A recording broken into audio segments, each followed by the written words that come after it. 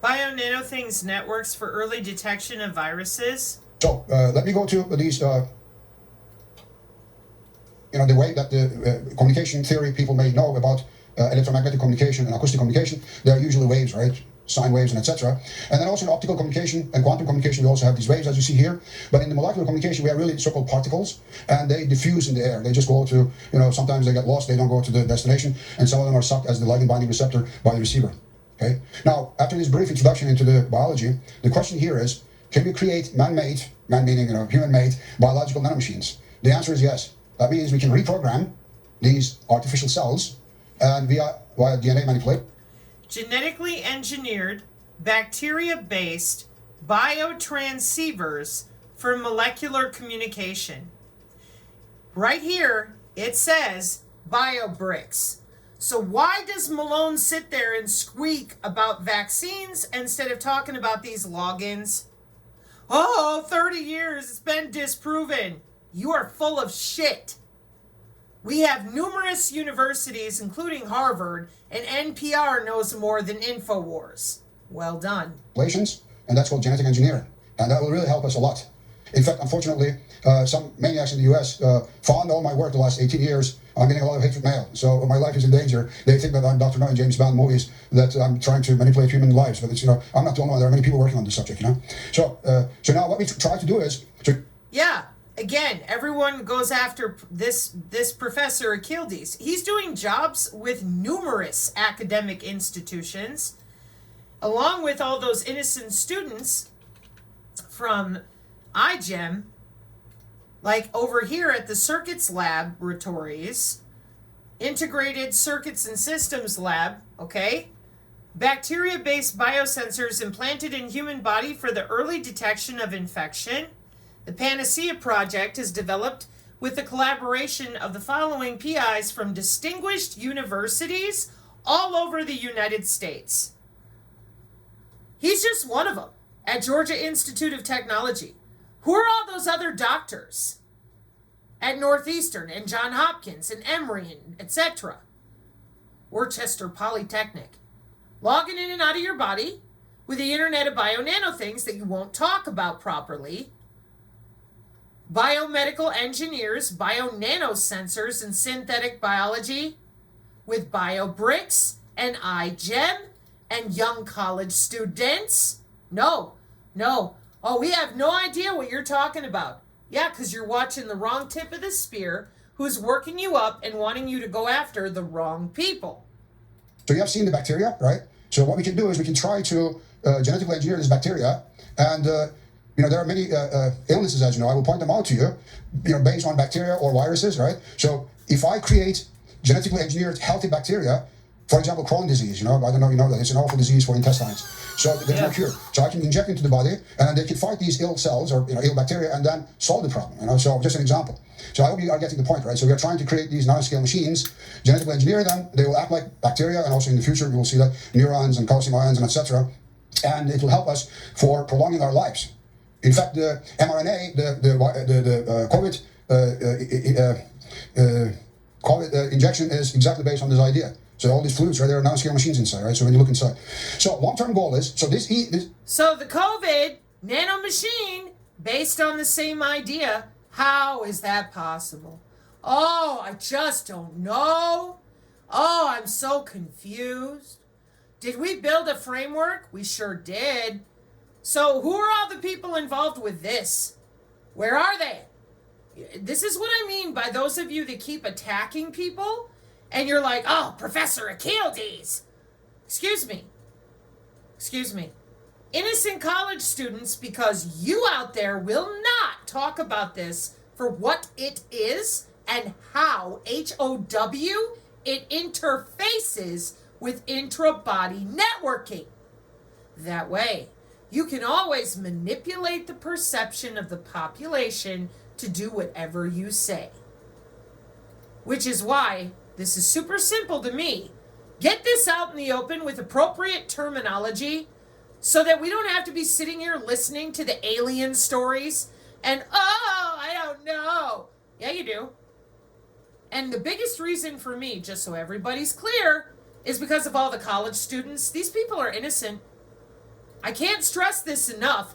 Those of you that are ignorant keep screaming about wanting to burn down this and hang those people and all the rest. Excuse me. Excuse me. This has been going on for 20, 30 years. Got all these people working on it, and you're still squawking out there as if you don't know what's going on in your own mRNA field. Oh, it's a vaccine. It's a biocyber interface for being able to log in with not only nanomachines, but intra-body networking that we've had for 20 years, synthetic biology and biobricks, synthetic biology open language. We don't use Santa Claus in the stork in information communication and technology. And I would genuinely appreciate it if people would stop attacking professors and, whoever, and start learning that your tax dollars paid for all this. Well, what do we do? The politicians. Yeah, well, when they try to admit it, get it out in the open, look what we do. You mean to tell me that InfoWars couldn't do this on their own? They know exactly what's here. That's why, to me, this is so disgusting. Check it out. Biological nanomachines, long-term goal, human cell engineering. Yeah. It's like doing the prokaryotic cells, like bacteria cells, are easier to manipulate, genetically engineer them, but the human cells are much more difficult. Of course, some people may say it's also ethical or unethical, but that's not the point now. So on the long term, we try to create genetically engineered human cells. What?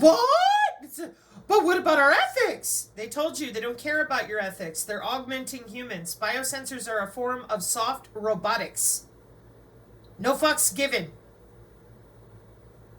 It's why here on the channel we keep pushing on you to tell the truth about the body area networks. They're kind of old.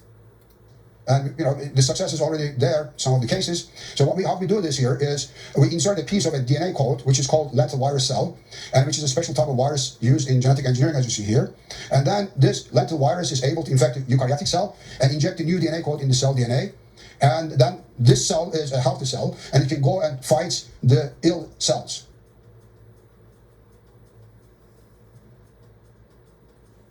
أسعد الله مساءكم لكل خير بكل خير. Welcome everyone to this Institute event. My name is Maurice Pomerantz. I am the Executive Director of the NYU Abu Dhabi Institute, which is a center for scholarly exchange, academic research, and public outreach.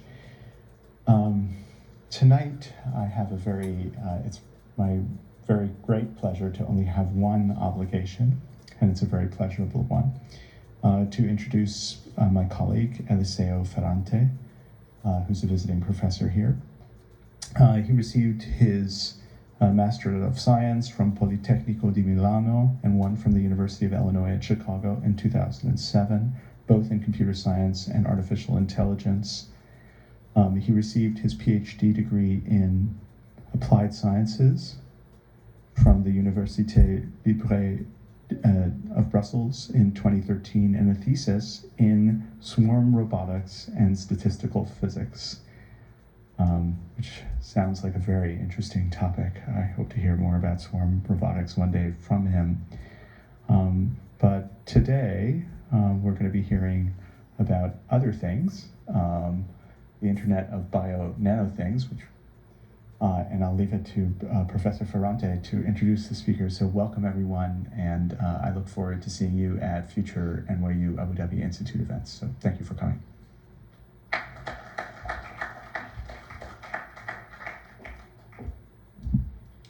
Thank you, Maurice, for the very nice introduction, and good evening, everyone. My name is Eliseo, and it's an extreme pleasure today to welcome Professor Ian Akyildiz to NYU Abu Dhabi. Professor Akyildiz got his education in Erlangen, Germany, and but then most of his career is spent in Georgia Tech, where he has been tenured professor for over 35 years. He's one of the world's most known experts in wireless communication, and has been very active around the world. And So, the reason I let that play is because I'm trying to give you an idea of how much the people that you keep running to tell you what's going on, they already know. They have a job to do, which is to confuse the crap out of you, demoralize you, and engender this constant fear about this vaccination schedule and all these problems that they have, in my opinion, within our actual espionage intelligence communities or espionage related intelligence communities. These intra-body wireless systems have been in use for a long time. Nobody knows about them. We have parallel construction, constant crime. All these politicians are using biometrics, and all of this was done with our own money. So there is absolutely no reason not to demand intellectual accountability. And I'm authentically disappointed to hear that Professor Achildes is getting all these death threats, because when it comes to putting the blame where it belongs,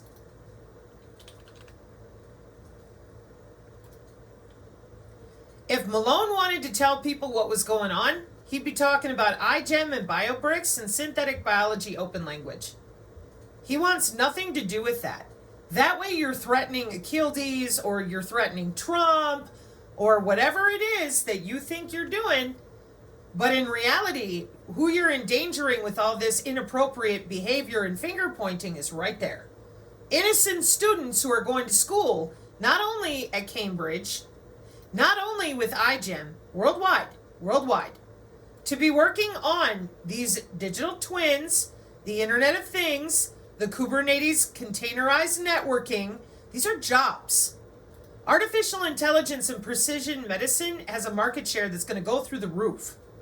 Everybody wants to take advantage of the 13 years ago medical body area networks FCC allocated biosurveillance watched over way of logging directly into your phenotype and fixing whatever is wrong with you without having to test it on you first.